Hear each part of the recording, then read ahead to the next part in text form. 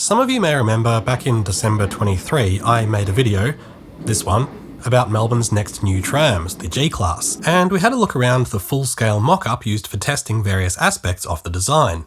Well, it's now 2.5 years later and the first of the real G-Class are complete, and after many months of testing have now entered public service on the network. In this video we're going to take a closer look at the G-Class and its recent public debut. But first, we need to go back to Sunday the 26th of July when I was invited out to Maidstone Tram Depot to get up close and personal with one of these new trams. Maidstone Depot was built from scratch as part of the G-Class project. It's in the suburb of Maidstone, about 9 kilometres in a straight line from the Melbourne CBD, and just off Tram Route 82, which the depot connects to by a 400 metre access line running along Hampstead Road.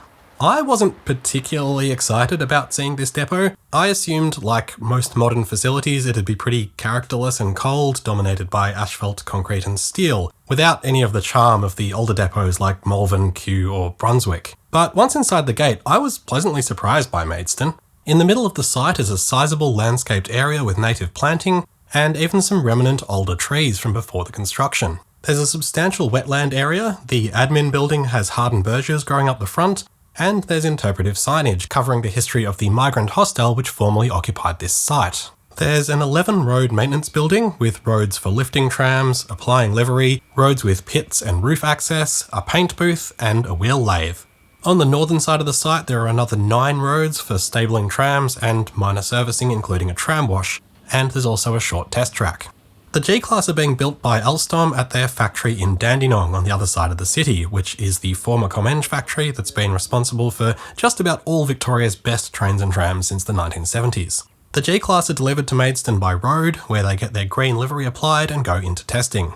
While only 7 have been delivered at the time of writing, the full order is for 100 of these trams, which I believe is the largest single order of trams ever placed for Melbourne. They will be replacing most of our Z-Class as well as some A-Class, both dating from the early 1980s, and also allow for the reallocation of many B-Class trams around the network. The Gs will initially enter service on Route 59, followed by 57 and 82, running out of Essendon and Maidstone depots, and in coming years when we get to the second half of the order, the plan is to introduce them at Southbank and Kew depots and run them on the 12, 48 and 58 next.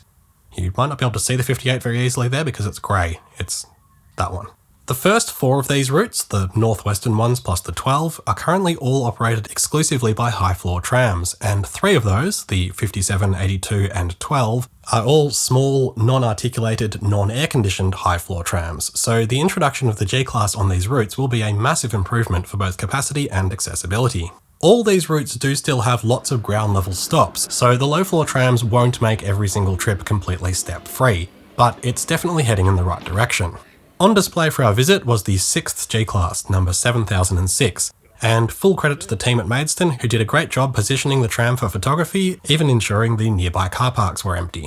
The G-Class is of course low floor throughout, with only a very slight hump over the bogies and wheel sets.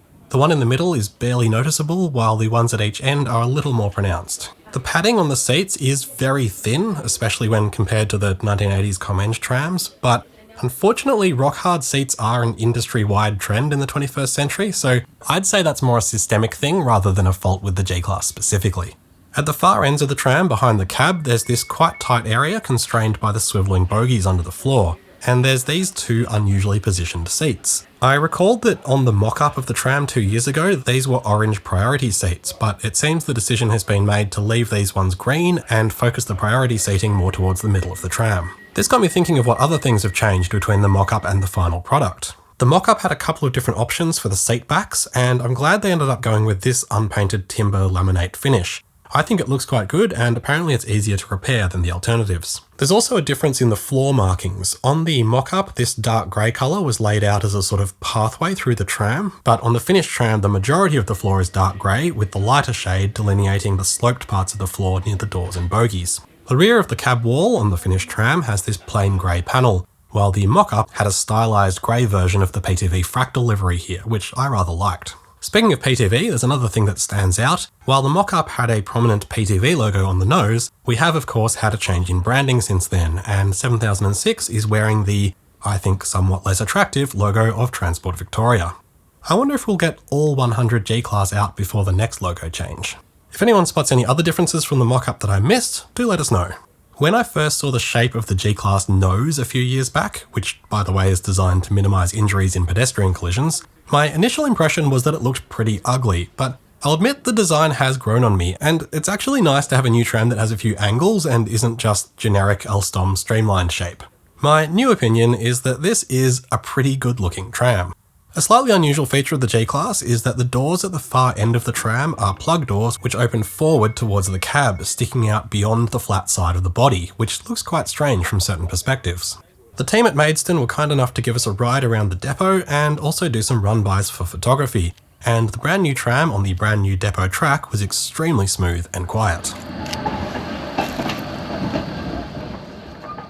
On Thursday, 30th of July, G-Class number 7006 became the first member of its class to run a public passenger service. Press, politicians and project staff gathered at the wonderful 120-year-old Essendon Depot around 8 AM in preparation for a special Route 59 run to the city and back. Among those present was the newly minted Premier of Victoria, Ben Carroll, who had been in office less than 3 full days after unseating his colleague Jacinta Allen shortly after my visit to Maidstone. I wonder if we'll get all 100 G-Class out before the next Premier change.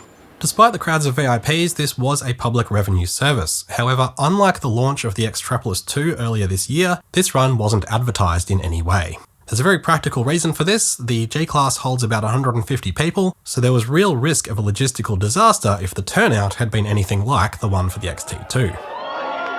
Despite the lack of advertising, myself and a dozen or so other enthusiasts were, luckily, by complete coincidence, in the area and waiting at the first stop out of the depot, becoming the first paying passengers to board a G-Class at a public tram stop.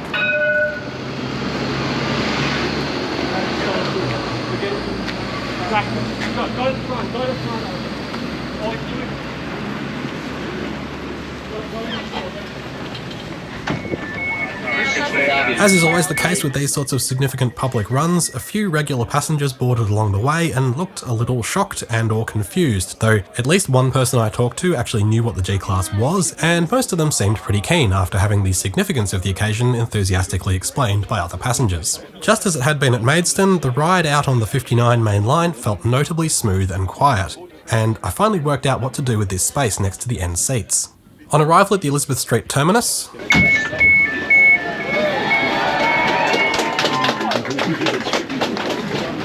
the tram was heavily admired and photographed from all angles and attracted quite a few questions from members of the public. The tram then departed back to Essendon Depot as a Route 59D before re-emerging for some further public runs over the full length of Route 59 throughout the rest of the day.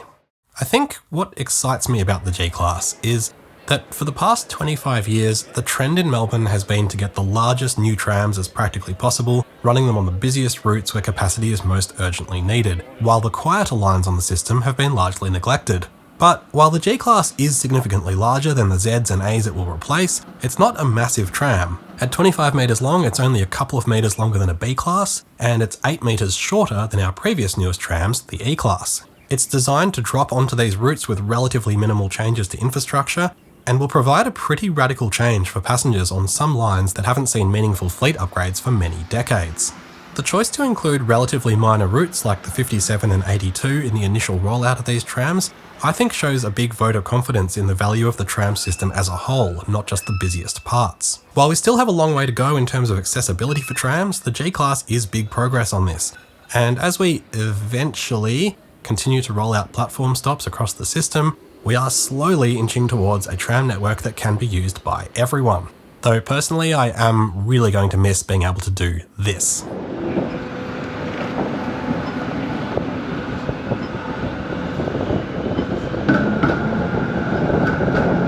So enjoy the Z and A class while you still can, and keep an eye out for a shiny new G class on Route 59.